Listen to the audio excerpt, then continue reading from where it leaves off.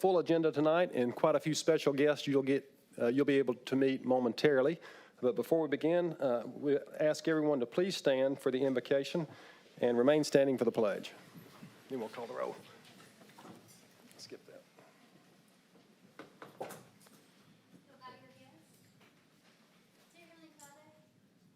Dear Heavenly Father, we thank you for this day and the many blessings that you've bestowed upon us.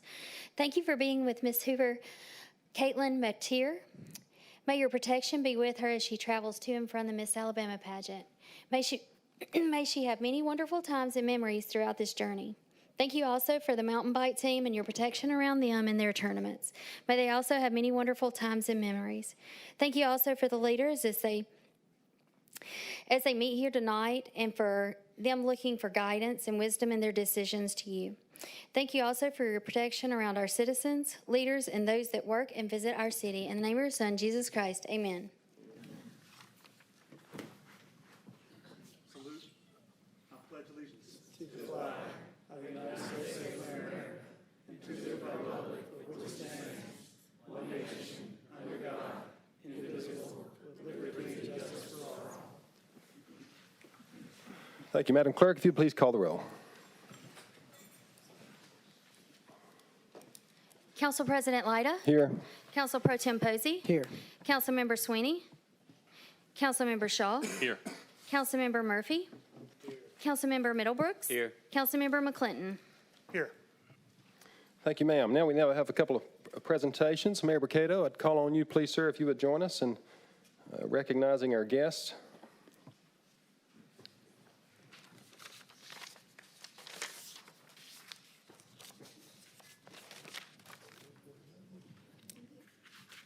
Good evening and thank you. It's good to see everyone here tonight, and we are so excited to have in our presence Ms. Hoover, Caitlin McTeer, and I'd ask our city attorney if he would just read a short bio on Caitlin before we make any comments. Caitlin McTeer is a recent graduate of the University of Alabama, where she majored in news media and is a proud native of Sylacauga, Alabama. Her social impact initiative is Project Fierce, which stands for Food Insecurity, Education, and Recharging Civic Engagement. Caitlin is extremely dedicated to ending food insecurity on college campuses across the state of Alabama and is a founding member of the state's coalition focused on fighting student poverty.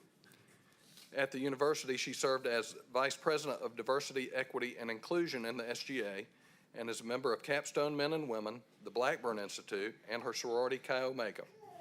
She also served as president of the University of Alabama's only all-female honor society, the 31, which annually recognizes the top 31 female students and faculty who have positively contributed to the university. Caitlin is one of the recipients of the Algernon Sidney Sullivan Award, which is the University of Alabama's oldest of the 6 premier awards first awarded to UA students in 1928.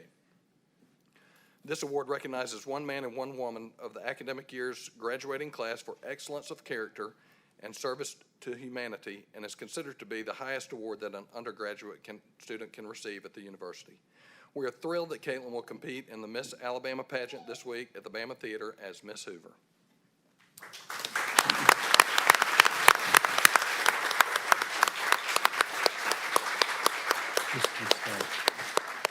So, Mr. President, Caitlin has done an incredible job over the last 2 years. Picked up an extra year because of COVID. That's okay. Those things happen.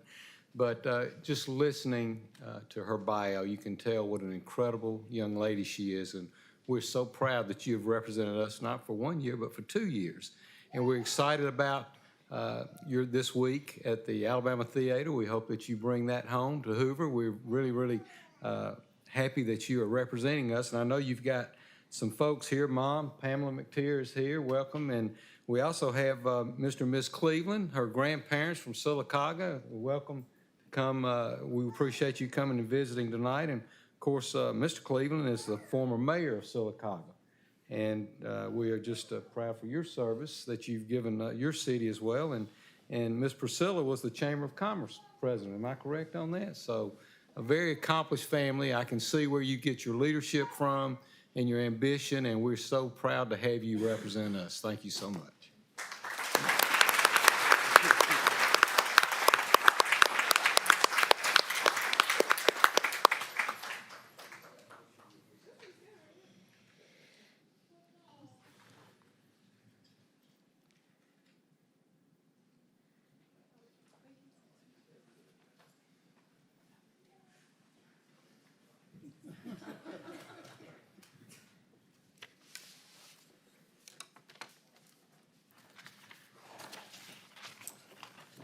And you know, we have a great mountain bike trail in our city and well used. And I'd like to welcome the Hoover Bucks mountain bike team. Guys, come on up if you would.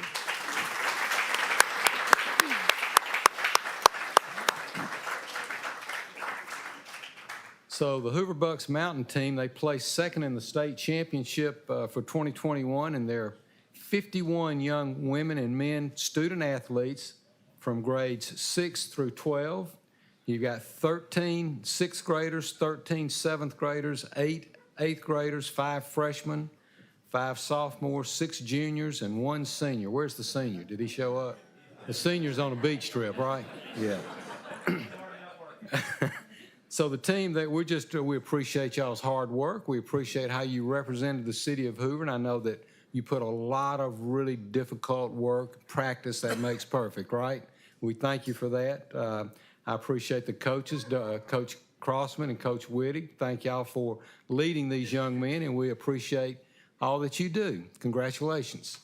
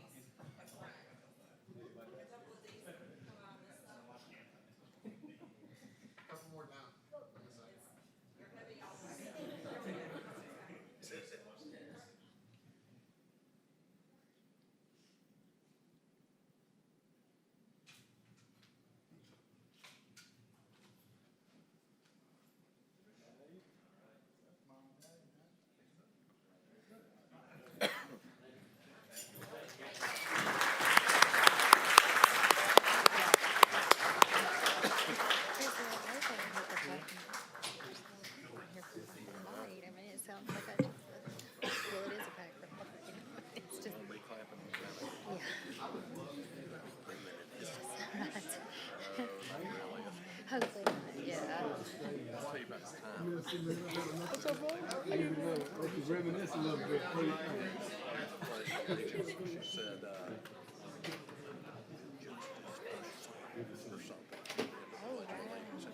We'll see you. Oh,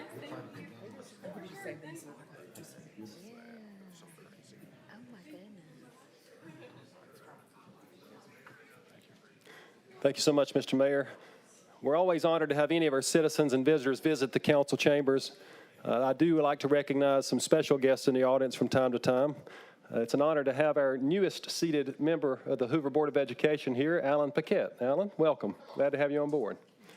Also glad to have former Board of Education member A.W. Bolt. A.W., always good to see you. And former Hoover City Councilman and mentor and friend of me for now 25 years, Mr. David Bradley. David, glad to have you here. We'll now move into one more recognition. I'd like to call on Councilman Posey for introduction of a special guest. Thank you, Mr. President. I'd like to call down distinguished young woman of Jefferson County for this year, Erin Letomsky, who is a Hoover resident who I've known for a long, long time, or it feels like a long, long time, and watch her dance career, which she's getting ready to continue in college. And if you just come down and say a few words, talk about your platform as you get ready to head north.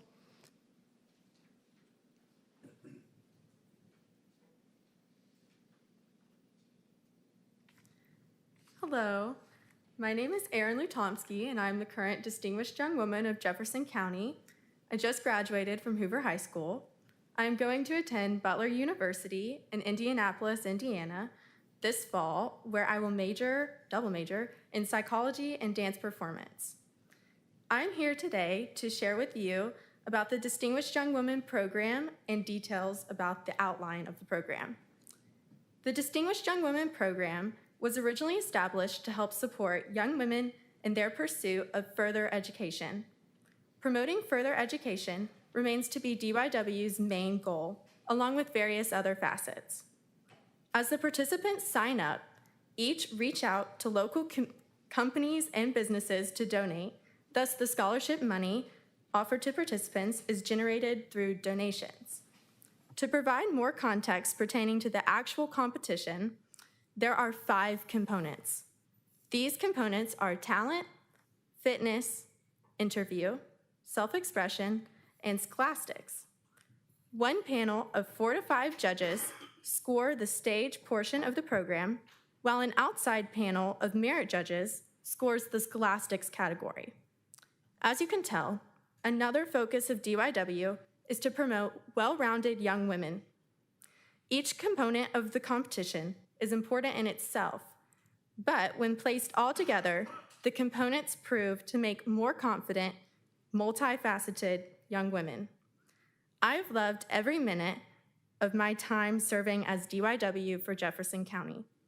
I am honored to not only represent Jefferson County, but also my hometown of Hoover. Hoover City Schools, as well as many Hoover service clubs, have placed me in a position to succeed by instilling in me the work ethic and diligence to reach this point in my life. Last year's Jefferson County representative, Lauren Thrasher, was also from Hoover. She was the first DYW of Jefferson County to come from Hoover High School, which makes me the second. In this upcoming competition, we have 6 girls participating from Hoover High School, which is very exciting.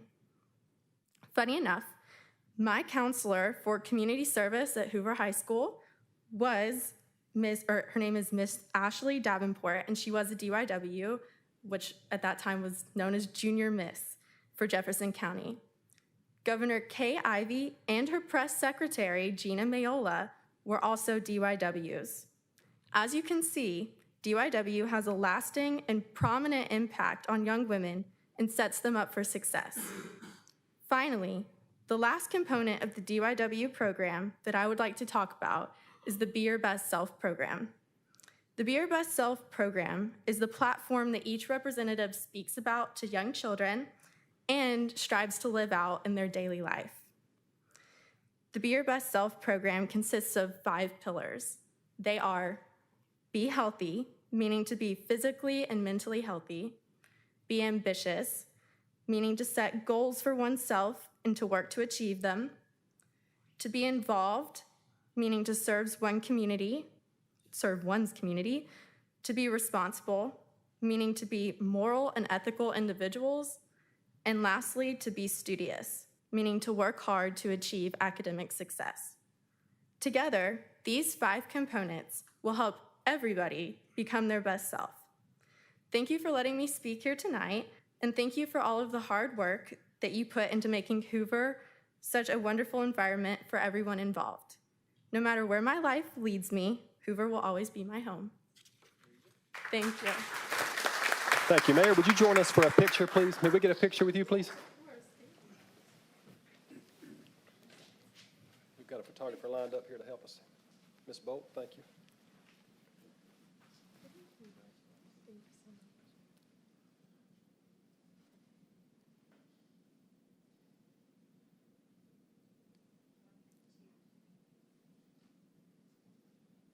Thank you. Let Mom get one.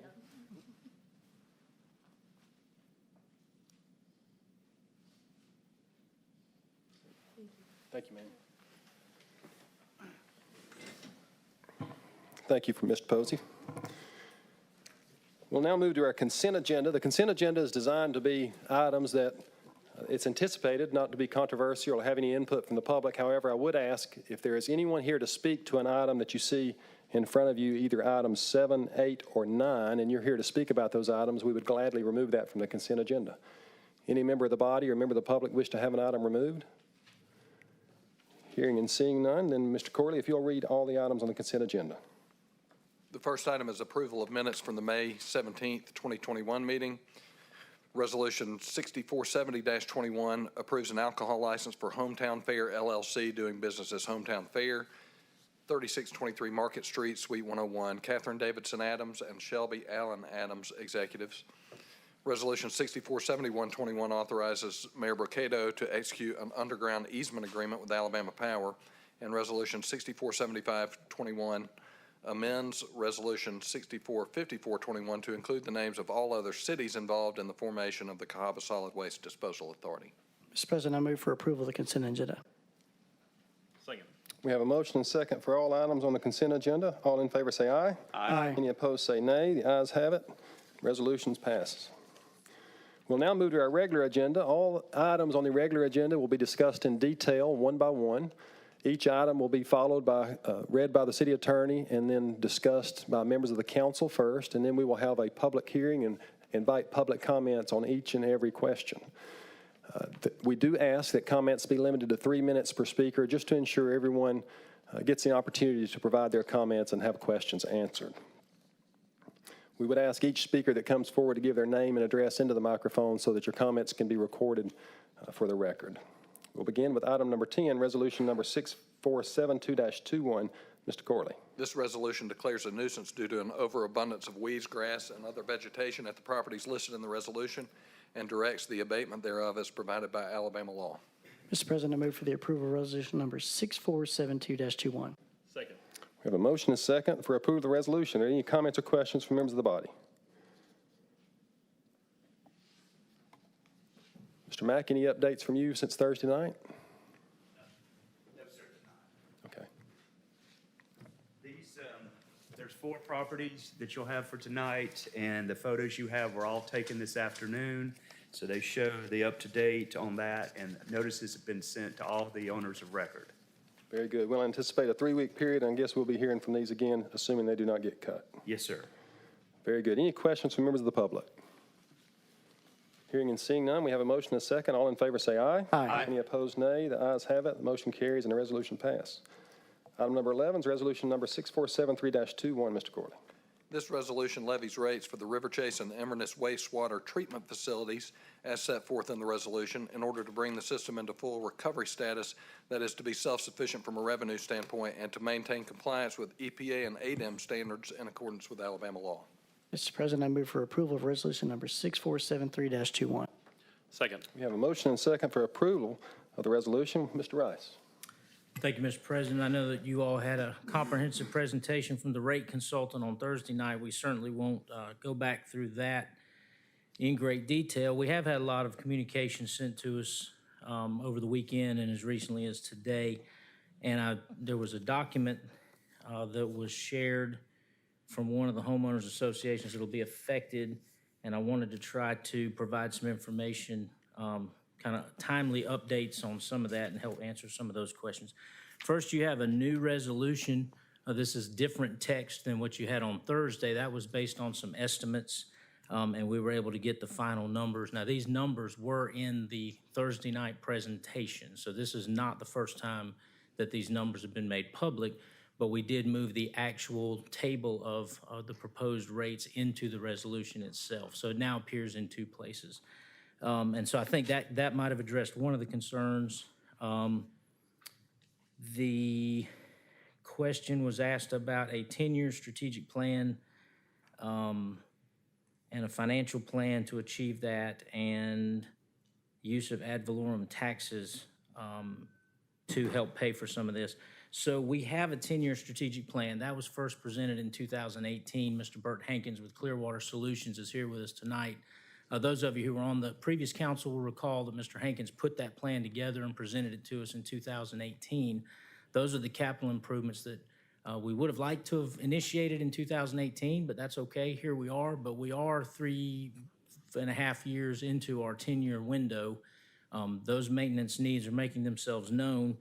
And so we're already into our 10 years, and we haven't been able to initiate a lot of that work except on an emergency basis where we've had some failures. So there was a question about the financial plan. The proposed rate increase is the financial plan. This would bring us into full recovery, where we're recovering, you heard on Thursday night, we're recovering an average of 71 cents for every dollar that we spend to operate the system. And that won't allow for, that's not a sustainable position. We're spending money out of the sewer fund faster than we're putting money into the sewer fund, and that's on a monthly and annual basis. And it doesn't contemplate having any funds to be able to move forward with this 10-year plan that we referenced earlier. In the presentation, you heard $1.8 million under recovered. That was in the retrospective information that the rate consultant had access to. Year to date, we have either expended, actually paid out, or encumbered, promised to pay a total of $4.2 million to operate the system year to date. And we have only collected $1.9 million in fees. So year to date, it's even worse than the 1.8 that the rate consultant worked with. We're at $2.2 million under recovered so far this year. There was a question about looming 2027 ADEM and the EPA and ADEM regulations. Those predominantly deal with phosphorus. The problem that we're having there is that the EPA has never formalized their phosphorus ruling of what those levels will need to be upon discharge from our systems. But Mr. Hankins does have, in the second 5 years of the 10-year plan, he does have some money allocated to make some phosphorus-based improvements. That number could flex based on the final federal rule. So we've made plans based on what we believe the rule will be, but we don't have any certainty on that at this point in time. The question of use of ad valorem, and I'm assuming that they were talking about property taxes to support the system. Well, that day will come right now if we don't make any changes to our pay structure, because again, we're spending sewer money faster than we're making sewer money. When that is depleted, when that fund is depleted, we will have no other source but the general fund to pay sewer-related expenditures.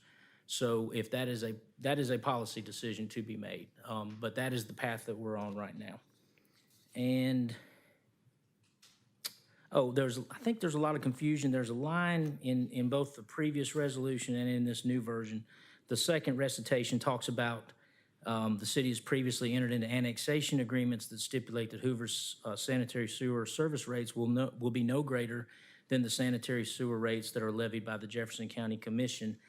I think there's some confusion surrounding that somehow this rate proposal is tied to Jefferson County's rates, and it is not. Jefferson County's rates were not provided to the rate consultant. They've been no part of their calculations or our conversation. Jefferson County's rates, we all know, are affected by many different factors, very unique to the county. So nobody is saying, well, because Jefferson County charges this, then Hoover should charge this.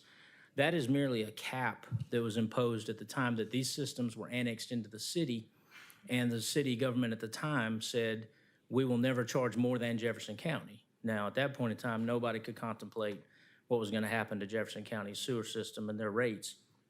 But there's no tie between this presentation or this proposed rate structure and Jefferson County's actual rates. We're just acknowledging the fact that that resides in previous annexation agreements and that this proposal still honors that. Now, I'm going to be very candid with you. It's not hard to honor that because Jefferson County rates are so high. But that was just a recitation for the record to say the city previously decided we wouldn't exceed Jefferson County, and we're not exceeding Jefferson County. But nothing about their rate structure is reflected in this proposal. Any questions from the body for Mr. Rice? Mr. President, I have one. Yes, sir. I know at the time we talked about this back in 2018, the plan B was to sell it, but the problem with plan B is that there is no guarantee that the city would have any control or any say over rates if we were to sell the system, which is why we had this secondary discussion about ways to keep it and find a structure that works. So that would be plan B. If this did not work, we would have to look at selling it off because we could not sustain it. Is that correct? Well, that would be an option that would be available to the city. You're right, that was a central part of the conversation back in 2017-18. Should we monetize? Should we liquidate the system, get out of the sewer business? A couple things happened. We got an appraisal, which told us that we didn't have as much equity as we thought we had in the ground. It was barely going to cover the outstanding sewer debt at the time. There was no monetary windfall involved in selling off the system. And we heard very clearly from all of the town hall communications meetings and other communications that came in that the majority of citizens did not want any part of a sale of the system. They wanted the city to retain ownership, and I'm speaking very broadly, but I think this is a good summation of what we heard. They wanted the city to retain ownership of the system, operate the system, I think there was a sentiment there that there should be fair rate increases to make the system self-sufficient, but they weren't interested in it being sold to a private entity. And then we do have an analogy of a portion of the city that currently operates on a private system, and I think you've all heard a lot of feedback about that situation. Good. Any other questions from the body? Thank you, Mr. Rice. Now I'll take public comments. Yes, sir. If you come forward, state your name and address, please, and you're recognized for 3 minutes. My name's John Carey, or Tom Carey. I live on River Chase Parkway and have for the last 44 years. I was part of River Chase at the beginning and while all this stuff was going on, when Hoover was a little, relatively small city. And River Chase put together their own system and had all these stuff together. And that goes into what Alan was talking about earlier, but that has nothing to do with this. The most recent audited public information available on the Hoover Sewer Enterprise Fund is found in the Comprehensive Annual Financial Report, CAFR, ending September 30th, 2020. The information he was talking about looks like it's since then, so how would anybody else know? If we don't know, it's pretty hard for us to make a decision. Our consultant CPA has reviewed the following pages of the CAFR and relate to the Sewer Enterprise Fund. Page 40, which is the balance sheet, 41, the profit and loss statement, and 42, the cash flow statement. The CPA's findings are as follow. On page 42 of the CAFR cash flow statement, midway down the page, there's a description of the net increase or decrease in cash and cash equivalents. It shows a $263,463 surplus in revenues over expenses ending September 30th, 2020. If each of the 3 years increases is 25% over residential sewer, that would result in an additional revenue surplus of approximately $1.5 million. If the 25% increase was adopted over 3 years, the second year would be 31% increase over, and the third year higher. Actually, at the end of the third year, we'd be paying 95% more, or down nearly 100% more than we are currently. Currently, the Sewer Enterprise Fund has $19 million in warrants representing debt and the fund servicing the debt with the remaining surplus. If new capital expenditures are needed for the sewer surplus, additional warrants should be issued instead of trying to pay for all the expenditures up front with cash. That's all I have. Thank you, Mr. Carey. Anyone else like to speak? Come forward, sir. Please also state your name and address, and you're recognized for 3 minutes. My name is Lynn Phillips. I'm the current president of the South Lake Homeowners Association, South Lake Residential Association. I have been that since year 2017, so I've been involved in this since the 2018 period. In conversations with River Chase, my comments also represent their views. Because this came up at the last minute from our perspective as residents and users of the system,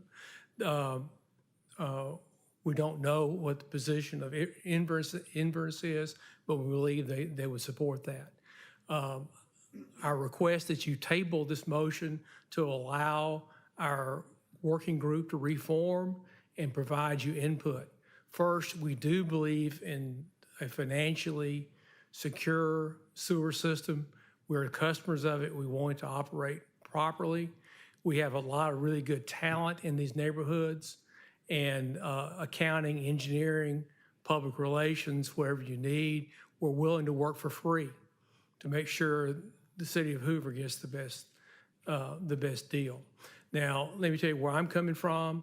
I'm a registered professional engineer. I've been an environmental engineer for 40 years. I've managed water and wastewater systems for that whole entire period all over the United States. I'm now retired since January. My only responsibilities are to my children, my family, and the community I live in. So I'm doing this not to sell you anything or get any financial gain. I'm doing it because I love my community and love Hoover. One correction I want to make is there is a final phosphorus limit. If you'll look at your permit that's currently in effect, is due for renewal I believe next year. It contains a new phosphorus limit, which is scheduled to go into effect in 2027. And that's a federally enforceable limit. If the state doesn't do it, the feds will come in and do it. So you need to get used to complying with a 0.047 milligram per liter phosphorus limit. That's just the way it is because we are protecting the Cahaba River.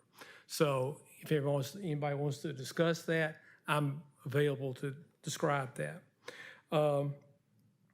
Otherwise, I want to go back to the work we did in 2018. The mayor held a series of town hall meetings. We researched the records, looked at all the possibilities. The system is currently well operated.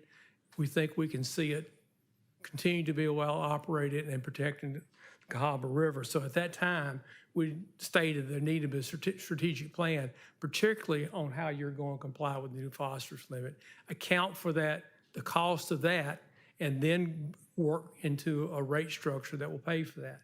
How do we know that the money you're proposing to raise here will allow you to comply with the phosphorus limit, which goes in 2027? That's only 6 years away. You've known about it for 9 years. You only got 6 years left. You better be working on it now. So we're offering to help you to do the right thing as the City Commission of Hoover with in-house talent we have in River Chase, South Lake, and Inverness. Finally, your rate should be compared to nearby communities like Helena, Pelham, similar, those communities, not Jefferson County. As Mr. Rice stated, the Jefferson County rates are the result of criminal fraud and bankruptcy. The system is well operated now, but they're paying the price for that, and we don't like being compared to that kind of a Thank you, Mr. situation. Phillips. Thank you so much. Next, Mr. Bolt. Thank you very much, Mr. President, Mayor Bricado. I'd just like to echo a couple of things. I live at 925 Cove Circle in South Lake and formerly lived in River Chase, and all the citizens that I know of are grateful and appreciative of the sewer system that the city owns and operates. It operates it properly and well as far as we know. We want it to be on a sound financial footing and do the things that it's supposed to do. And we're willing to pay for that. We'd just like to be involved in the process of figuring out what is required, how much money is going to be needed, and what the rates really need to be. We've not been involved. We found out about this on Saturday from a neighbor who actually had heard about the resolution coming up tonight. So we offer to continue to work with you and do anything we can to assist in the formation of the policy and the formation of your ultimate rate structure. We just would respectfully request tonight that you consider tabling it and give us a chance to participate with you. Thank you very much. Thank you, Mr. Bolt. Mr. Bradley, you put together a presentation that the clerk was able to share with each of the members, so we've had the opportunity to review that, and I believe she'll bring it up tonight as well, but you're recognized also for 3 minutes.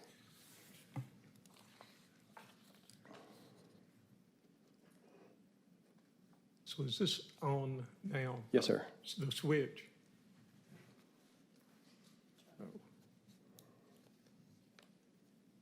Okay. My name is David Bradley. I live at 1525 Fairway View Lane, Hoover, Alabama 35244. I've been a resident of River Chase since 1978. There is a discrepancy between what our CPA consultant found and what Mr. Rice stated in the way they look at it at the funds of the sewer department, sewer enterprise fund. Again, the difference being when you add in depreciation, it shows a loss. But when you're looking at cash in, cash out, there's a $263,463 surplus, as Mr. Carey pointed out. But as you look at this, comparing Hoover Sewer, can you guys see this? Or Yeah. Okay. Comparing Hoover Sewer to Jefferson County is not a fair comparison. And I'm here as a friend. I look at you guys as my representative, but okay, so what did I point at to get this to change? Pardon? Oh, I couldn't hear. Okay. Okay, so if you look at the major components of a sewer system, and this is a high-level review, they're really, what goes into that? Treatment plants, pumping station, sewer main lines, oh yes, and then there's lawsuits. Well, Hoover's just like Jefferson County, except Jefferson County has a $2.1 billion lawsuit. So if you start figuring in those billion-dollar charges, that's not fair. So what is fair? So you look, next slide, please. Sewer Enterprise Fund was never intended to be self-supporting in my judgment. Hoover sought the annexation that resulted in the acquisition of the River Chase wastewater treatment plant and later the Inverness wastewater treatment plant. Hoover expanded the wastewater treatment plant to allow for vacant land development. Hoover realized that increased tax would increase the city tax base. So what does that mean? Well, if the wastewater treatment plants had not been expanded, South Lake Residential and South Lake Commercial would not come into Hoover. Arbor Hills, River Chase United Methodist Church, River Chase Elementary School, and others would be using porta potties or vacant land. At Inverness Wastewater Treatment Plant, Inverness, Meadowbrook Commercial, Signature Homes, Kirkland Preserve, Spain Park High School, Spain Park Athletic Complex, and Veteran Park would still be vacant land or porta potties. Next slide, please. So what happened to create this? Well, when Hoover acquired the River Chase wastewater treatment plant, it would treat 1.5 million gallons of effluent. Hoover said, wait a minute, we want to expand to treat some of this other vacant land. So we're going to double the size of the plant. The residents were fine with 1.5 million. It was the city of Hoover that required those plants to be expanded. It worked so well and created so much revenue that... Another minute, given some technical difficulties, okay? So, okay. yeah. The city of Hoover doubled the size of the Inverness wastewater treatment plant from 600,000 gallons to 1.2 million. Next slide, please. So a fair comparison would be Hoover compared to Alabaster, Calera, Helena, and Pelham, as somebody pointed out.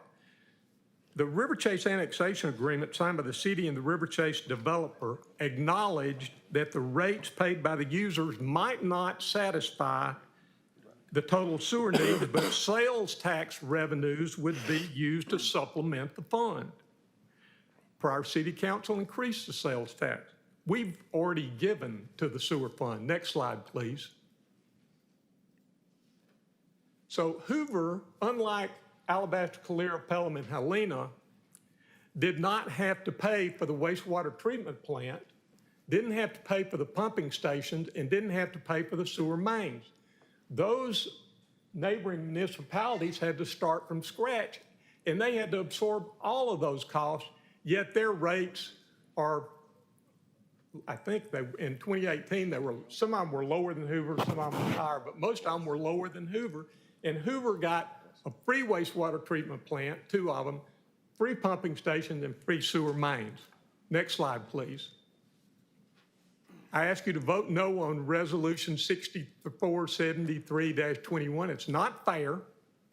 There's a lack of public discussion prior to the vote. It's illogical. And, of course, it does not meet the smell test. Thank you. Thank you, Mr. Bradley. Anyone else like to speak on the matter before the body? Yes, sir. Come on down with your name and address, please.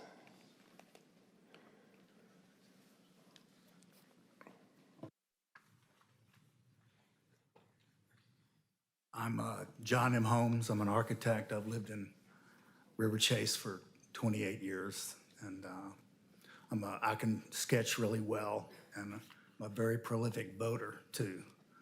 So those are issues I wanted to point out first. But if I'm paying $5 a month, and then after a 3-year period of 25% increases, at the end of that time, I'm paying $9.70, nearly double the rate. That's all I'm going to say. Thank you very much. Thank you, Mr. Holmes. Anyone else like to speak? Yes, sir.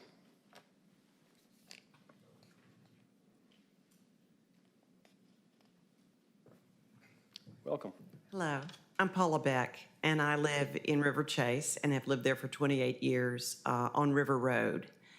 And we don't have any knowledge of this proposal, and we're only given notice by our residential association at 11:58 today. So we do not have the facts around this, other than we know that it's the 25% increase over 3 years, and would respectfully ask that we have more time to review what's being proposed and that you can table the proposal this evening. Thank you. Thank you, Ms. Beck. Yes, sir.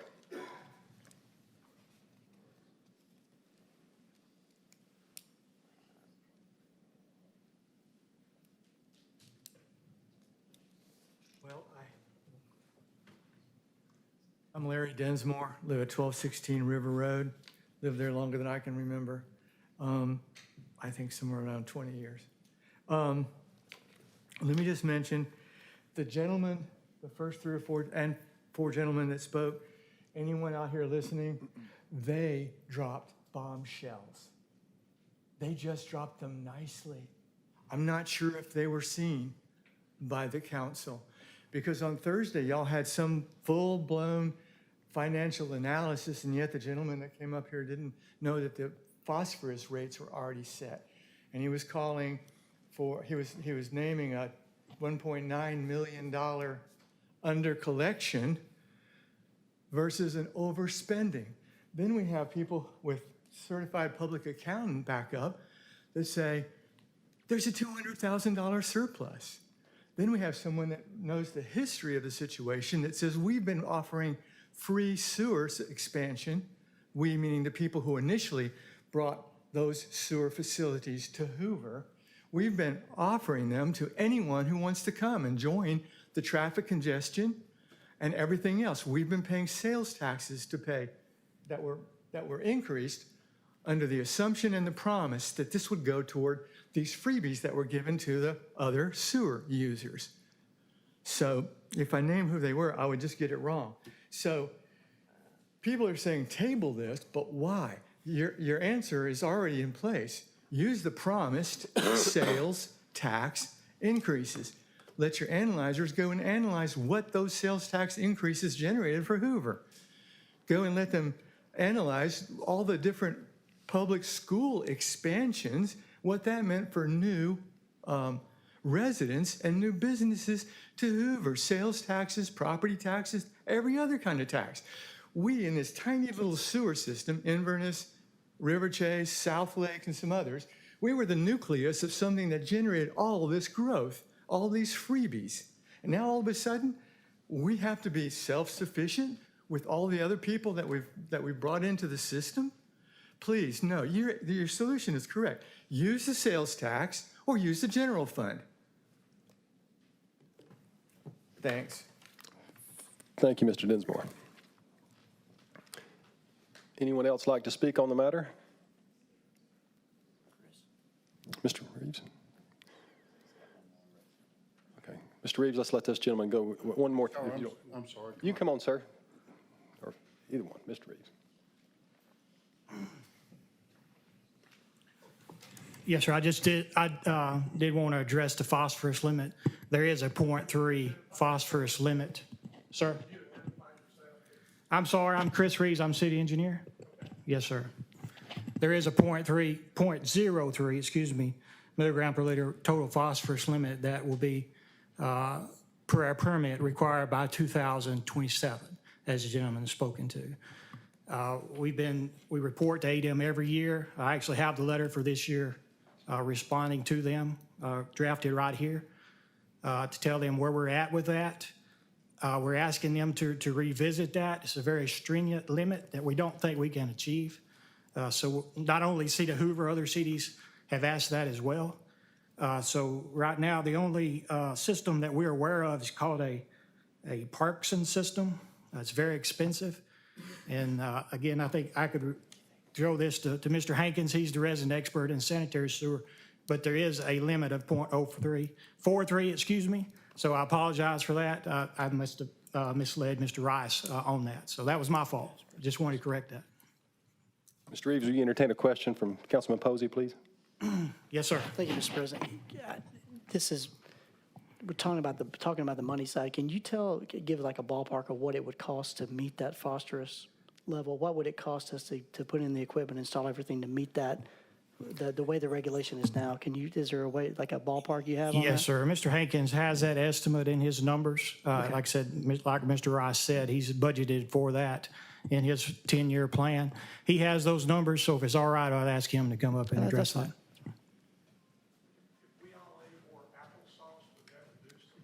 Mr. Hankins, if you could identify yourself too, please, sir, for the record. I'm Bert Hankins. I'm the project engineer for Clearwater and the Clearwater Hoover management contract, sewer system management contract. To directly answer the question, we knew that the 0.43 was probably going to be the limit. So we have, in the budgets for the 10-year plan, in the second 5 years of the 10-year plan, we've allocated $2.7 million to cover that cost. As Mr. Rice said, that could vary some, but we think we can achieve that by adding additional tertiary filters at the back end of the treatment plants. 2.7 over 2 years, is that correct, or 2.7 for each budget over those 2 years? 2.7 total for the phosphorus limit requirement. Okay. Capital expenditure. 10 years? 7 years? It's in Ladies and gentlemen, we need to, the council needs to speak to this. You're welcome to come and speak at the microphone if you haven't done so already, but the dialogue be between the speaker and the council.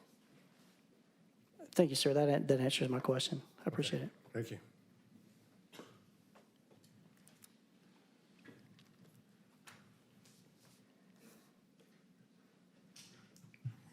My name's Steve Trucks.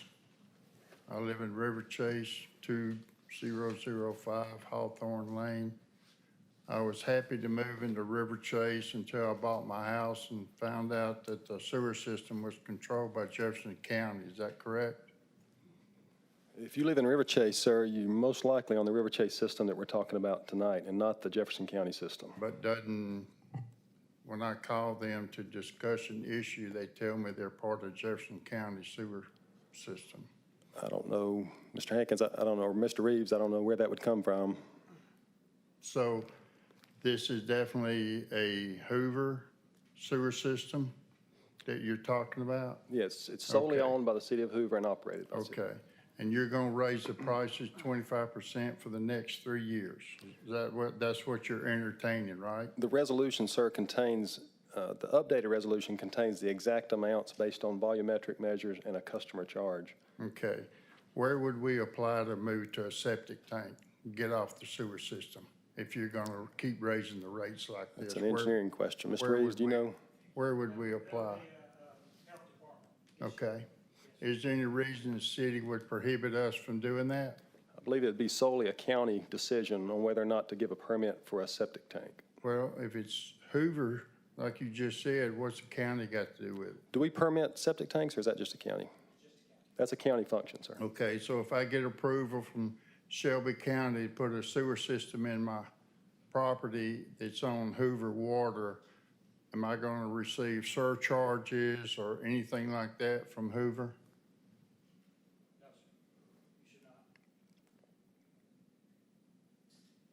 Okay, that's all I have. Thank you. Thank you, Mr. Trucks. Mr. Bradley? Just as a point of clarification, this gentleman. Could we ask you to come to the microphone, please, just so we can hear your comments and make sure it's part of the record? David Bradley, 1525 Fairway View Drive, Hoover, Alabama. The gentleman that just spoke, I think Hawthorne Lane, as I recall, is actually in Shelby County, Alabama, and your water is actually from the Birmingham Water Works Board. So if you're going to go sewer, you would have to talk to Shelby County, but I would not recommend that, just me personally, but just, I know where the street is.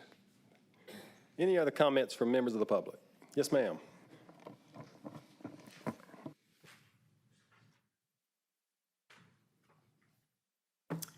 Hello, my name's Lydia White. I live in River Chase community. I've only been there 9 months. I moved here from Atlanta, Georgia.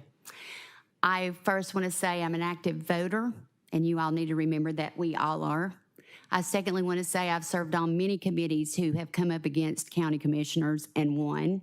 And I'm not making a threat. I'm just saying I know what that looks like. And where we were in Georgia, and I don't know what your rules are here. And by the way, I'm a born and bred Alabama girl. I just moved to Georgia for a season, and now I'm back.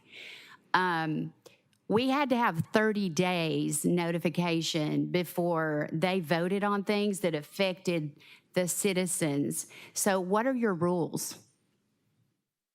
Because I got my email, just like most of you, at 11:58 today. I had to change my plans to be here because this matters. Council agendas are published on Thursdays on our website, and So we have to go out and look at a website versus you giving notification. certain items by state law require public notification. Zoning matters fall into that. There's a number of things that fall under that. Resolutions do not require public notice Even other if than it what's required by affects- state law as part of the notification Even if it agenda. affects every voter and our pocketbook, you don't Yes, have to ma'am. give notification. That's correct. So that rule is something that needs to be changed, I'm supposing? That would be a state legislature item. Okay, so we can all contact our state legislatures about changing that notification rule. I just want to say in Georgia, we've been fighting with Tennessee for years about who owns certain parts of water. We've had problems with water in Georgia, and we moved here thinking it would be cheaper because I was originally an Alabama girl, and I just thought, oh, it's got to be cheaper in Alabama. We didn't move here for that reason, but we are paying already before your increase, which is ridiculous, by the way, 3 times what we paid in Georgia. That's before your increase. So let's just swallow that as citizens because that's information that we all need to be aware of. We paid 3 times here what we paid in Atlanta where there was a water problem. And now you're wanting to increase what I'm already paying 3 times what I was paying in a big city by 25% over 3 years. That's ridiculous. That's basically all I wanted to say, except that the way that we have defeated city council is voting, organization, speaking out, and showing up in numbers. And we all have that right and authority as citizens of this country and this county. Thank you, Ms. White. Yes, ma'am. Ms. White, welcome home. We're glad to have you back in Alabama.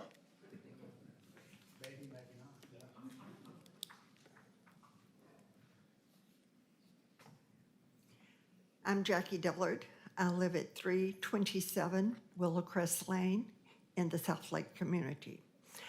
I'm asking y'all to table this until you have an opportunity to meet your commitment from 2018. Mayor Barranco, I was at the meeting that you promised that you would involve the citizens prior to making any decisions for the increase in rates or any change. That was 2018. The promise was made to us when we were at a meeting at River Chase. So I'm asking that we be involved in the decisions that are made for this. Found out about this meeting. I honestly didn't know I had to read every agenda item every 2 weeks, but they will be read from now on. Thank you. Thank you, Ms. Dillard. Anyone else like to speak? Yes, sir, Mr. Trucks.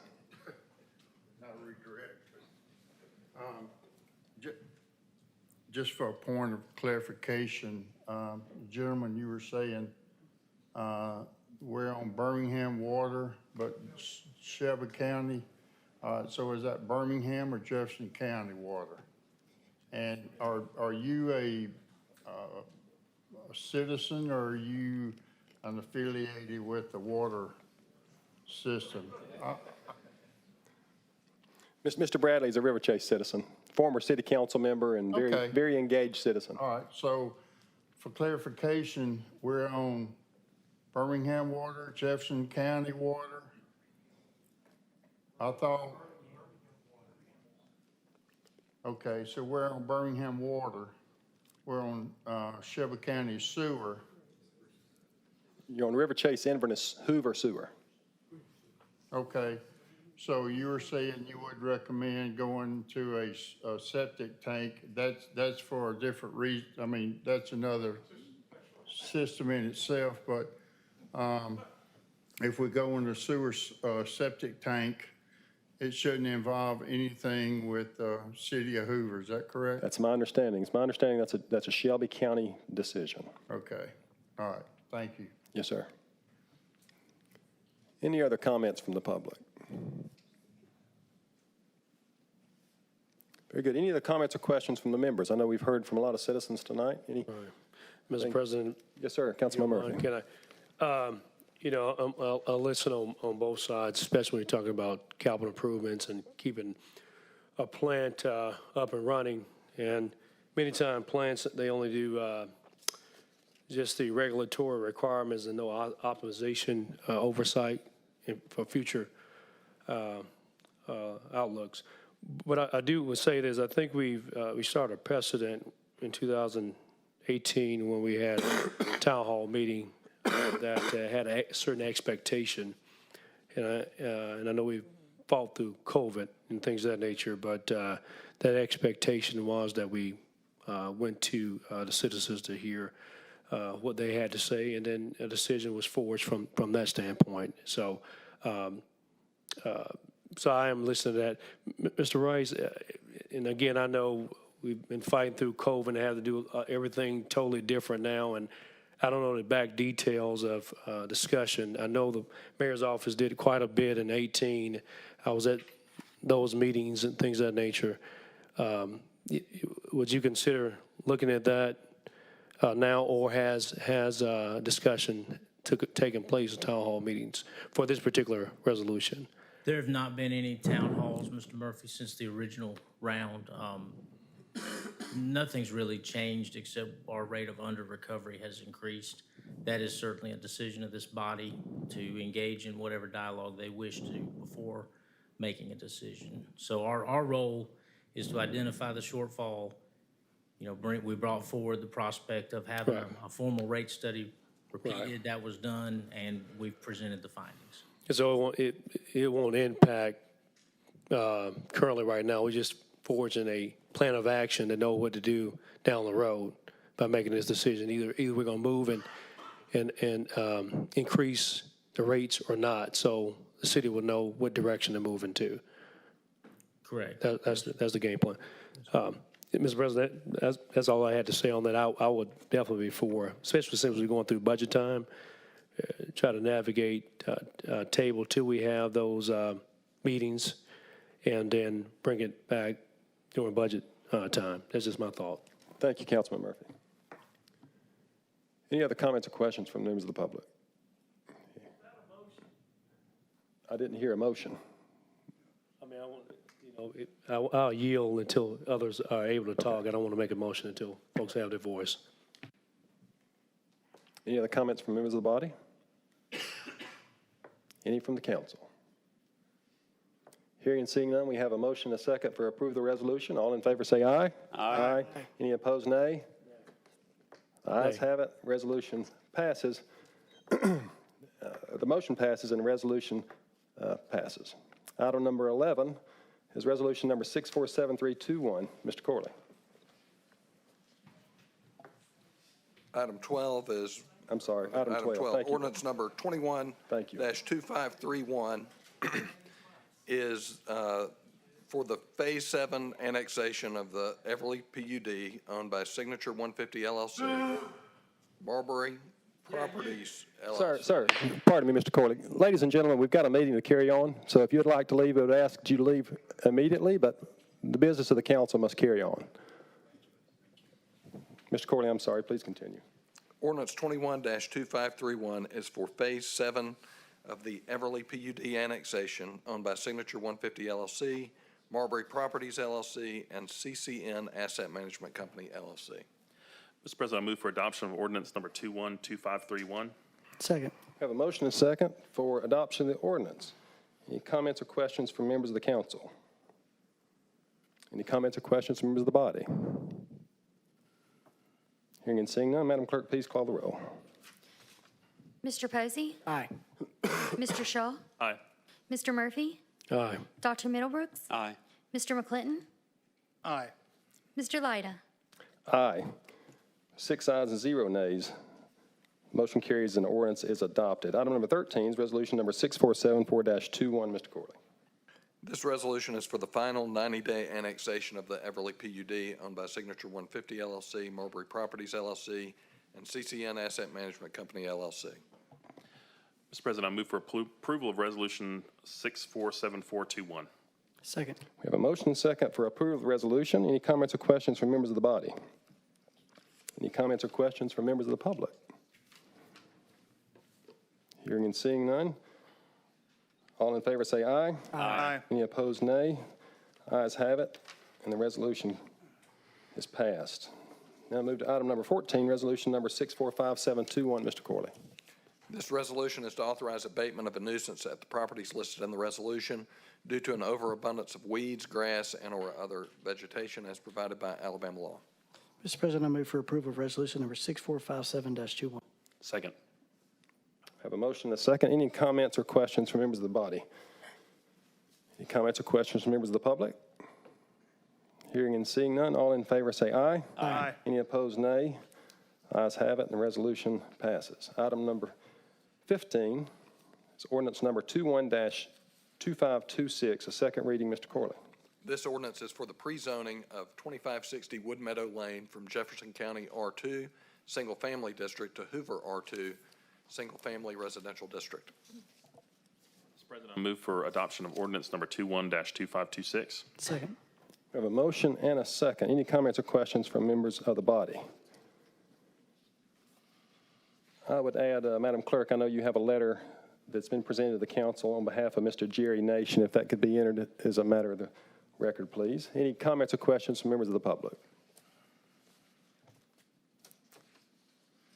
Hearing and seeing none, we have a motion and a second for adoption of the ordinance. Do we have one?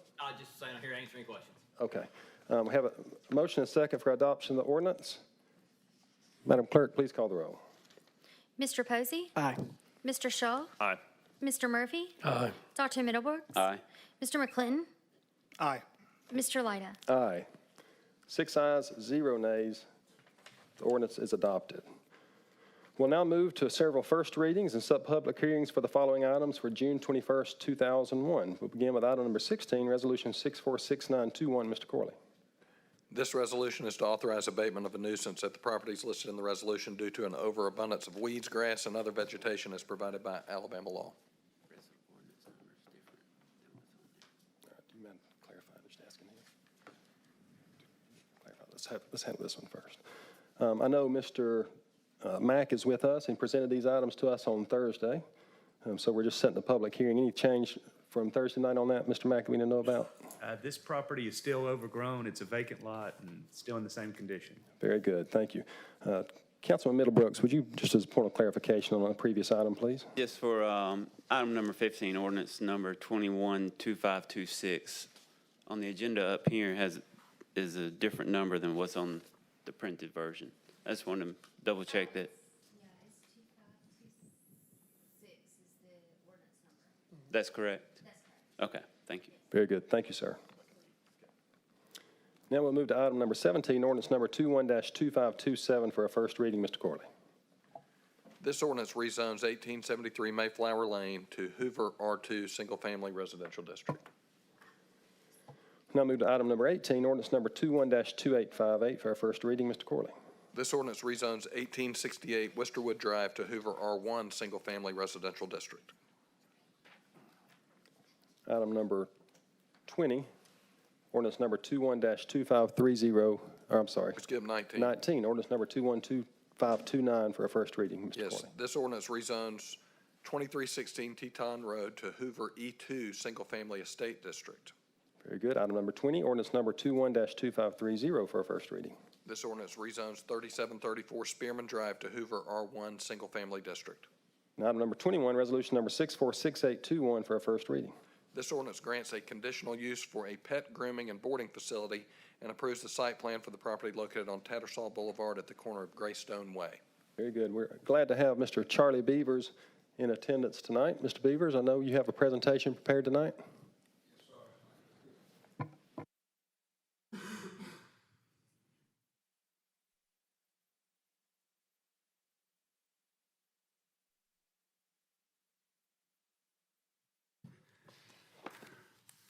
Good evening, Mr. President, council members, Mr. Mayor, and others. My name's Charlie Beavers, 4301 Dolly Ridge Road, Birmingham, 35243. It is my pleasure to be here on behalf of the applicant for this approval. I represent the Pet Paradise Company, which has a contract to purchase the subject property in Tattersall from EBSCO. EBSCO is here represented tonight by Brooks Knapp and Andrew Phillips, who is an engineer with Shoal Engineering, who is the engineer for the Tattersall development, in case anyone has any questions of them about that part of the Tattersall development, how it might relate to what is proposed here. Also, Mr. James Inman is with Real Estate Acquisitions. He's the manager of that for the Pet Paradise developments around the country. And Robert McCann is a professional engineer with Haynes Gibson Engineering. He is the civil engineer for the development. There are a lot of these slides. If y'all had a chance to look at these at all yet, you probably haven't. What I would propose, I think it would give you a good feeling for what these developments are like if we could just go through them kind of quickly. I don't want to spend more time than we need to on that, please. But we have some other details once we get through this presentation. But you can see this entity's been around since '04. They're out of Jacksonville, Florida. They have over 1,200 employees. They have 44 operating resorts across 9 states. They have a number of resorts that are under development now, 14. They'll be adding 8 more in the southeast and southwest. As you can see from the map, they're heavily concentrated in Florida.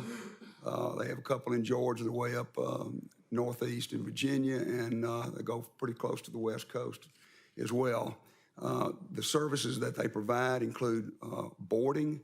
They have a full-time veterinary service 7 days a week that's available not only to pets that are boarded there, but anyone else who has pets that won't just come and use the veterinary service.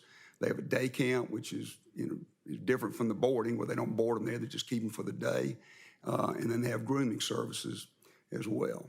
And they've served a lot of pets, as you can see there. If we can go to the next one, Wendy. This site is a little over 2 acres, and that's typical for development of these facilities. There are capacity issues there that we'll just talk about when we talk about this one in particular, but you can see photographs that show some portions of the facility and what they look like. But I'll go over details of the operations here in a moment separately.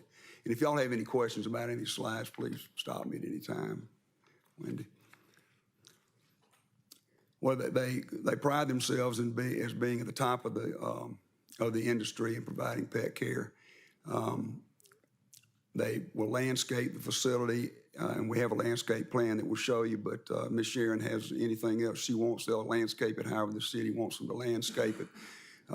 The improvements of the facilities, the privacy walls, the skin on the buildings, they'll put anything that the city wants them to put on there, from brick to any rock and any other types of skin on the building. We'll show you that in a little bit more detail. They try to stay active in civil organizations in their communities. They donate a good bit of of money to pet charity organizations wherever they are located.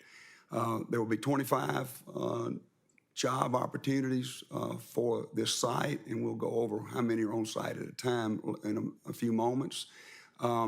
This slide is a little outdated in this. It shows a $5 million investment. Actually, at this site, they anticipate upwards of $6 million invested in this particular facility. They buy local for the materials, and they're, as you could see earlier, well established across the country. Next, please, ma'am.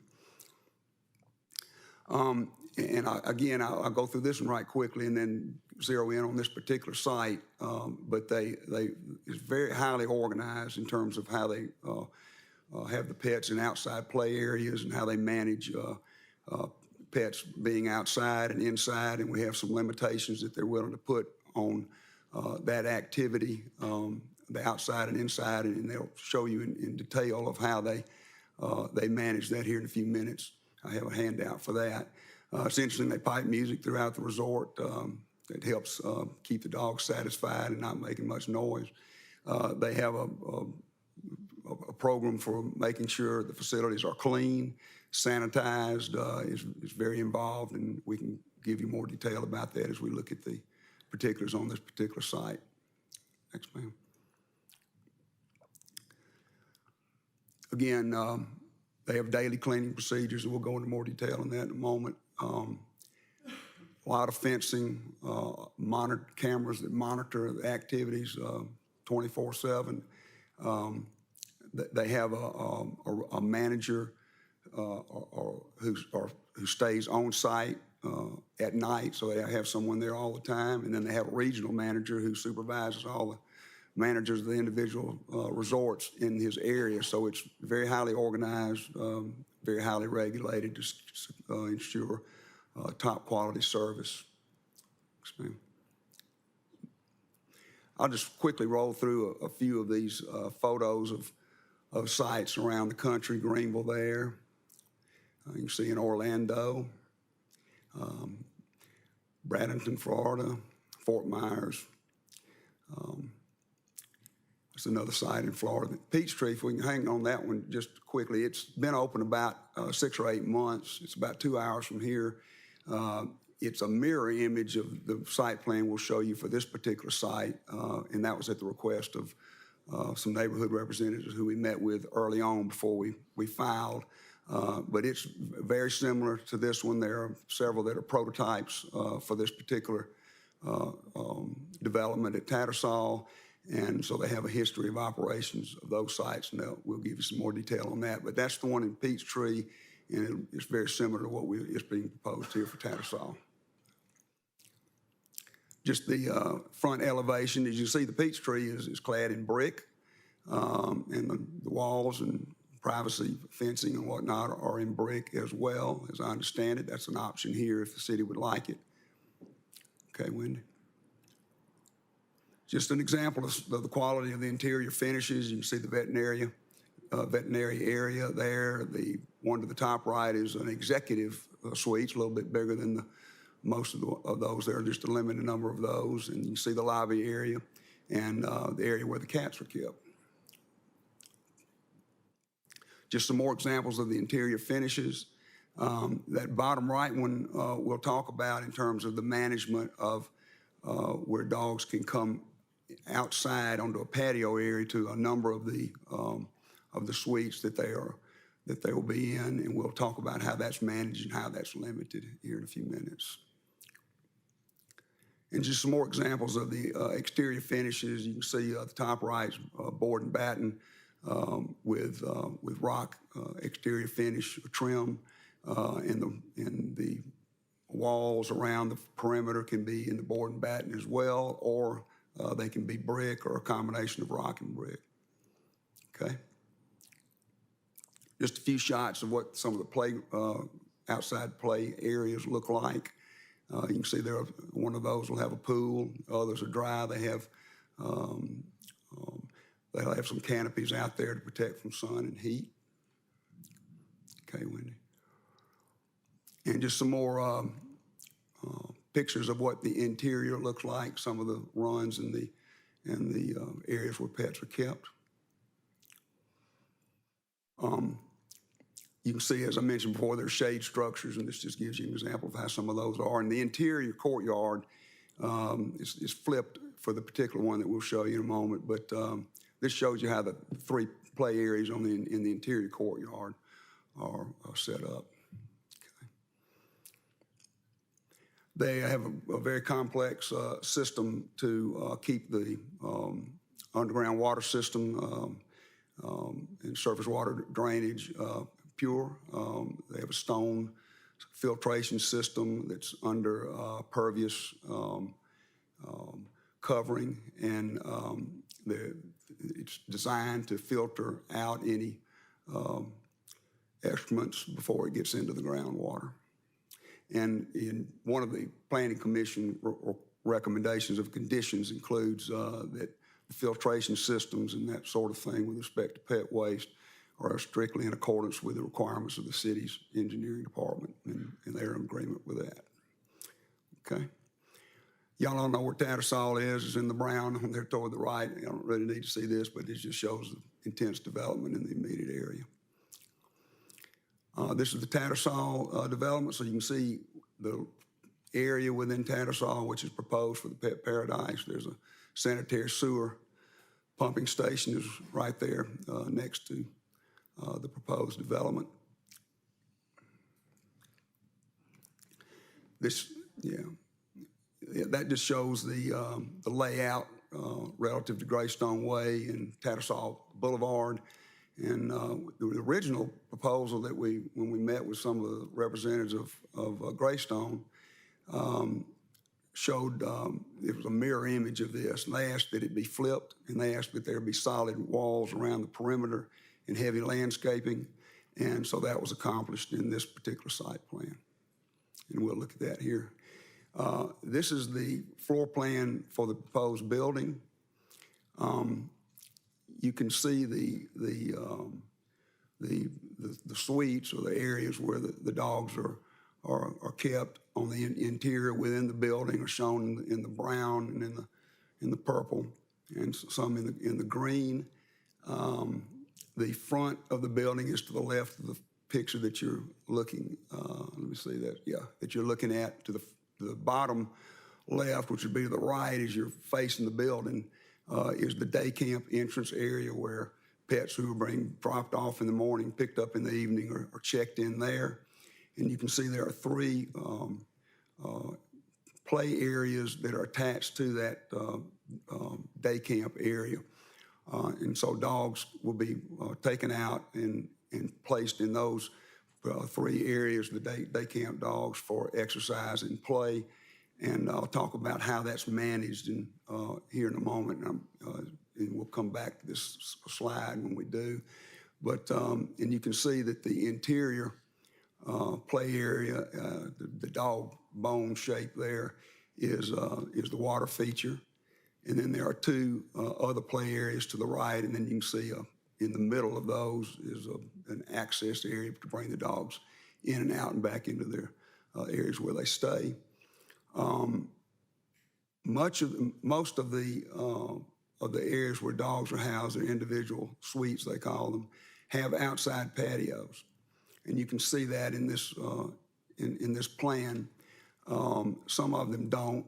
I'll give the exact numbers here in a moment, but those areas that are outside of the suites are used only, they let the dogs out for that only when they are cleaning the suite that the dog is in.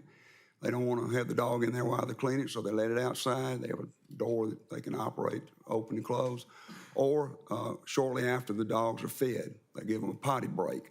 Those are the only times, 2 times during the day, that dogs are allowed out in that. And that's something, frankly, I didn't understand when we were before the Planning Commission. I thought they could just, be in and out whenever they wanted to, and you could have, 150 dogs out there, but that's not the case. It's very controlled, and they're not all let out at the same time. They have a limited number of employees. So as the dogs' suites are being cleansed in the morning, they let the dogs out when they're working on those suites, and they let them back in. They go and let a few more out while they're doing that. So it's very limited, and it's just for those purposes of cleaning the suites and then to give the dogs a potty break. They let them out first thing in the morning as well for a potty break, and they like to let them out in the evening, the last thing in the evening for potty breaks, and we'll talk about the scheduling of that in a moment. At the top right of the picture you're looking at, you see two outdoor areas, and those are for the dogs that just don't get along well. You know, they bark a lot or they're aggressive or something. They have them on walk alone, and they'll have one playtime coordinator per dog. You know, and they'll just have one at a time in each of those two pens for those dogs that just can't get out and play with the rest. The pens, the outdoor play areas that you see in the middle, and then those at the bottom for the outdoor, for the day camp. In each one of those, they can have between up to 10 or up to 20 dogs in each one of those areas. If they have 10 dogs in an area, there will be at least one employee who manages the dogs. If they're up to 20, which would be the max, they'll have 2 employees to manage the playtime for the dogs. They don't usually have pets out in each one of those at the same time, and they don't always max it out. It just depends on how many are there, and we'll talk about those numbers in a minute. But the use of those outside play areas are very controlled. Again, 1 employee per 10 dogs, no more than 20 in a particular area at any one time, and they control the play area and the play time. The time that they're out there, each session is between 20 and 30 minutes, and then they're brought back in. So they're not out there for an extended period of time. The play is rigorous, and they keep the dogs engaged. They do not experience a lot of barking in that particular time because it's a play time. Again, the dogs are engaged in that as well. Do y'all have any questions about that site plan? I can move on. All right, thank you. It's just that's just a survey showing it. This demonstrates the location of this site relative to some garden homes that are up on the ridge. That's about a 900-foot distance shown there, but that distance is measured kind of from the middle of the site to the it looks like to the close edge of the street. Our folks have measured the distance between the back of the proposed facility and the closest house up on the ridge, and it's in excess of 700 feet. There's also a dense wooded area, and then there's quite an elevation difference to get up to the ridge from where this site is. That is a dedicated area that will not be developed. Those trees don't come down. So there's a wonderful natural buffer and barrier, both visually and with respect to sound. Is that a 100-foot height difference? Pardon? The vertical distance, is that 100 foot? I was just talking to the engineer. That's been my understanding. That's about what it is. And we were working on trying to get a cut to demonstrate that, and we just don't have that ready, but we'll try to have it before the next meeting. But yes, sir, it's quite severe, extensive. Okay, Wendy. And I will just go through these. These are just some more examples of the elevations. That fencing on the bottom one, that can be brick.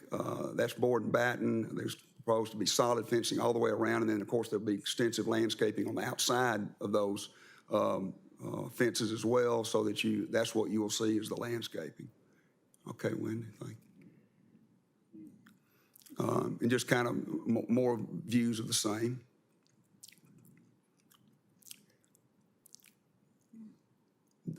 This is the current proposal for the one at Tattersall. You can see that's board and batten with the stone accents on the columns and trim.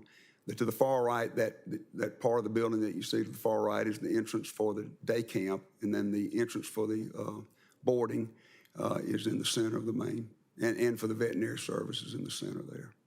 Okay. Just another rendering, and this shows some of the landscaping that's proposed. This is what Peachtree has. It's brick, and that's an option. Okay. Just some more renderings of other facilities that they have. We can just roll through these, Wendy, if you will. That's a particularly tall fence right there, and you know we can go high if you wish on the fencing. This is a 2-minute video. Would you all like to see that? And then I can detail. It's been a long night. I see some, no, please. So we don't have to, I think they can send that around. You can look at it in your own time if you like. So we don't have to see it. All right. If I may, I'd like to hand out just some bullet points of the operation of this facility. Thank you for your patience with me. I've spent a lot of time talking with the folks at Pet Paradise to make sure I have a good understanding of how this will be operated. And Wendy, if you could get back to that layout of the building, that may be helpful as we go through these points here. Yes, ma'am, that was it. Yes, ma'am, thank you. The Planning Commission recommended that dogs not be allowed outside at all between 6 p.m. and 7 a.m. That is fine with our folks, except they would like the ability to allow dogs just that are in the boarding areas to be let out a little bit earlier, 30 minutes earlier than that. Just those dogs that are boarding. A few at a time for potty break for the beginning of the day, and then again after it's closed down at the end of the day for a potty break for an extra hour. There's just a few dogs at a time, but otherwise dogs are up all night. And that would only happen, as we showed here in number 1, between 6:30, no earlier than 6:30 in the morning and no later than 7 for these potty breaks. Otherwise, dogs are in between 6 p.m. and 7 a.m. and there's no outside activity during those hours. The resort is typically staffed with 13 to 15 employees on site. They have a vet staff on site 7 days a week from 9 to 6. They have I didn't mention it here, but they have a caretaker who's on site 24/7. Their experience with this particular prototype is that they will typically have between 20 and 40 dogs in the day camp on any given day. With boarding, Monday through Thursday, they'll have 8 to 15 boarders. And on the weekends, Friday through Sunday, they would have 15 to 40. So these are typical days. These are not the heavy season, during holidays like Christmas and that sort of thing, where people are traveling and they want to board. And that's really why they have such a high number of available facilities there, is to accommodate their steady customers who want a place for their dogs when they go out of town. So that's when you have a large number of dogs there. The way, in number 4, you can see the dogs are rotated in and out of the play areas in groups of up to 20 in a play area. And those have 2 employees with them coordinating the playtime. And then they'll do groups of 10 with 1 playtime coordinator in each group. And again, as I mentioned, we wanted to be in writing so it would be clear. The outside patios for these suites are accessed only for those specific short periods of time, a couple of times a day, and then early morning to potty, in the evening to potty. I didn't know a more sophisticated way to call it potty break, so that's just what I got. Now, the bulk of the dogs that are outside during the day are going to be in these play areas with playtime coordinators managing what they do. Our folks have asked for a limitation. This is not in the conditions that the Planning Commission has suggested, but our folks have said they would agree with a limit of no more than 75 dogs outside of these play areas at one time. Now, that's not 75 dogs running around together, and this is at peak hours, or at peak times during the year. But you could have 20 in one, 8, 10, whatever in another, maybe 15 in another, and it's rarely that all of them are being used at the same time. But in the peak times, there would be no more than 75 out at any one particular time, and they're virtually all of them managed. There are 100, in this plan, there are, under number 5, there are 123 dog suites with access to outside patios. Again, that's a very limited access. And there would be a total of 174 dog suites total in the facility. On number 6, our folks had asked that we change the full capacity limit that the Planning Commission recommended from 175 to 185. I've talked to my folks and said, you know, do you really need the 10 more? And they said, you know, that's just what our coordinators had suggested. 175 was recommended by the Planning Commission. They'll live with that. They'll live with that 175 limitation. They don't know that they'd ever even get there, but that's the full capacity that they think they could handle if they had to. And there were limitations on the types of dogs that are, you know, that are allowed in. They don't let pregnant, aggressive dogs in, dogs that aren't vaccinated. We can give a lot of detail about how the buildings are designed, but it's masonry block. They have at least 1 foot of spray insulation in the ceilings. So it's very well protected in terms of sound protection. And loud dogs are segregated, put in a quiet area to keep them from creating an issue. And dogs that are just typically loud, they don't allow them back in. The Planning Commission made recommendations about how to deal with waste and odor and the like, and our folks are absolutely on board with all of those and will agree with them completely. They have a very detailed program for cleaning. I have taken a lot of your time in describing this, but we wanted you to see it and be able to think about it and let us know if you have any questions or if there's anything else we can, you know, provide, the other information you can provide. We have our engineer, we have a representative from the company here. The EBSCO folks are here in case you have any questions of them, and we're happy to answer any questions you might have.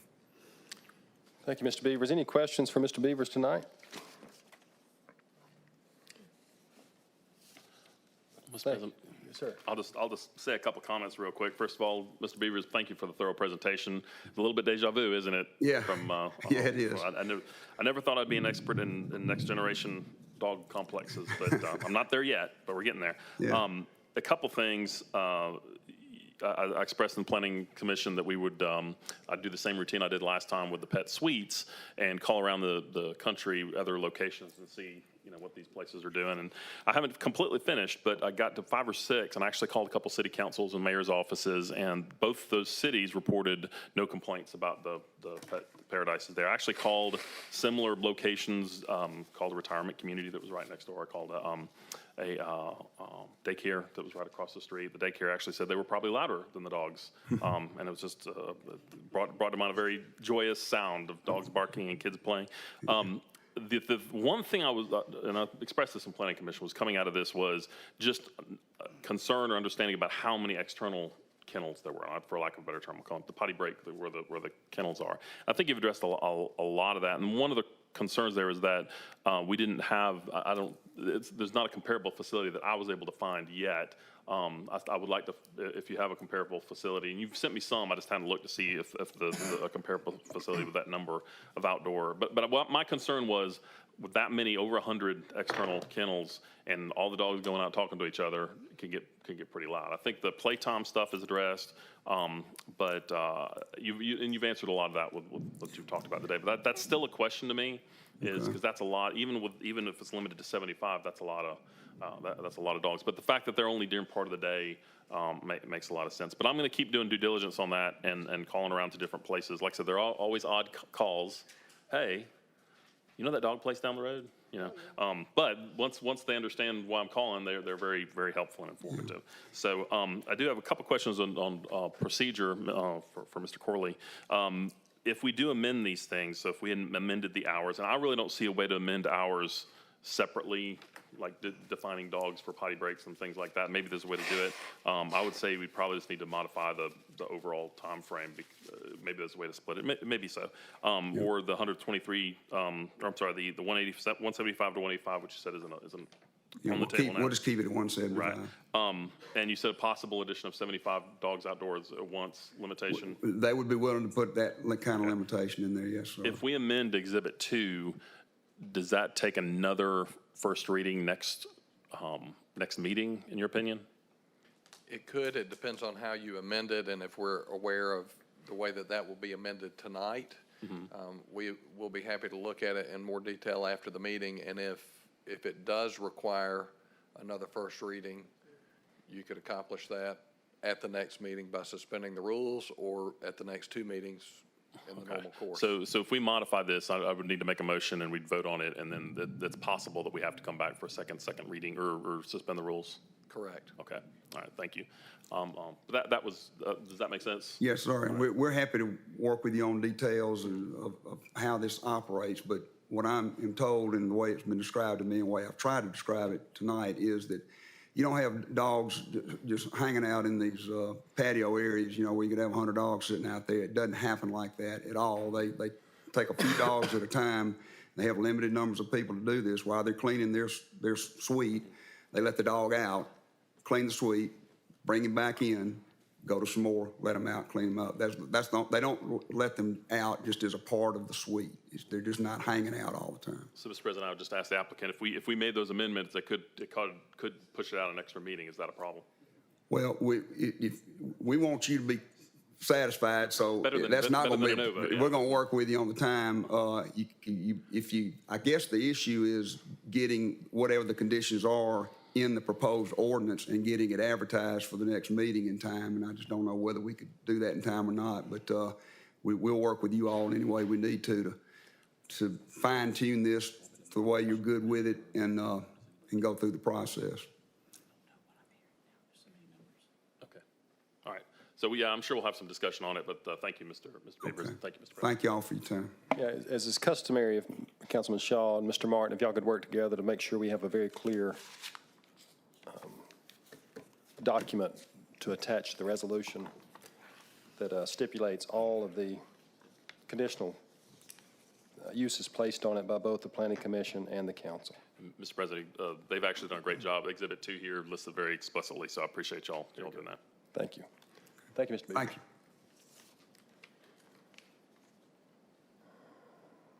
All right, that brings us to item number 22, ordinance 21-2352, a final first reading. Mr. Corley. This ordinance amends Article 7 of the zoning ordinance of the City of Hoover relating to conditional uses within PRD or planned residential districts. Thank you, sir. That brings us to the end of our regular agenda. Now, I'll ask the council if they have any comments, questions, public announcements. Mr. President, just to follow up on that last item, if we're going to amend that to add those two conditions, do we need to do that tonight? You could do it tonight. You could also do it between now and the next meeting. We'll just have to evaluate whether that's enough of a material change to require a new first reading. All right, so we're talking about the changing the hours as described and the 75 outdoor dog limit. So I guess my concern is I don't know what the council wants. So, and if it would be more business friendly, Mr. Shaw, that we make that amendment tonight, I think that would be preferable to the applicant. Mr. President, I would yield that opinion to Councilman Shaw since he's been very diligent in working through this. So. Okay. And I pulled up Exhibit 2 on there for you to see, and I think that will deal with number 1 and number 8. Okay. It looked like. So do you just want us to work it up to have for next meeting with a couple amendments? If we have specific changes to Exhibit 2 that you'd like to make a part of this resolution or to amend this resolution for the first reading, then this would constitute. And that would constitute the first reading. Yes. Okay. You want to go back and revisit that then? Yes, sir. So this is item number 21. Mr. President, I would move to amend the conditional use request in Resolution 6468-21, changing the hours to no animals outside after, are those the same? Okay, I'm sorry, 7 p.m. and not before 6:30, or no, yeah. I'm sorry, this is a little confusing. What's that? Long night. Okay, yeah, it's been a long night. All right, let me state this. Mr. President, I would amend the conditional use request in 6468 with two amendments. One, to change the hours to be 6:30 a.m., no earlier than 6:30 a.m., and no later than 7 p.m. Right. And then the second one would be to limit total number of outside dogs to 75 at any given time. Is that right? Motion is second to amend the conditions. Number one. Number one, and the 75 dogs outside would be a new Right, a new one. condition. Okay. I see Mr. Martin nodding his head, so I appreciate that moment of affirmation. So there's a motion and second. We can now take a vote on that item. Yes. Any questions from members of the body about the motion? All in favor say aye. Aye. Any opposed, nay. Mr. Shaw, thank you. The motion passes.